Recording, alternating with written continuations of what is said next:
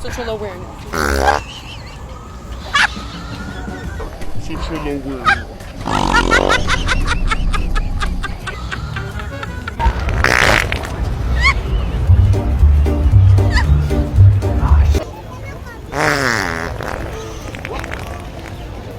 Oh, damn it.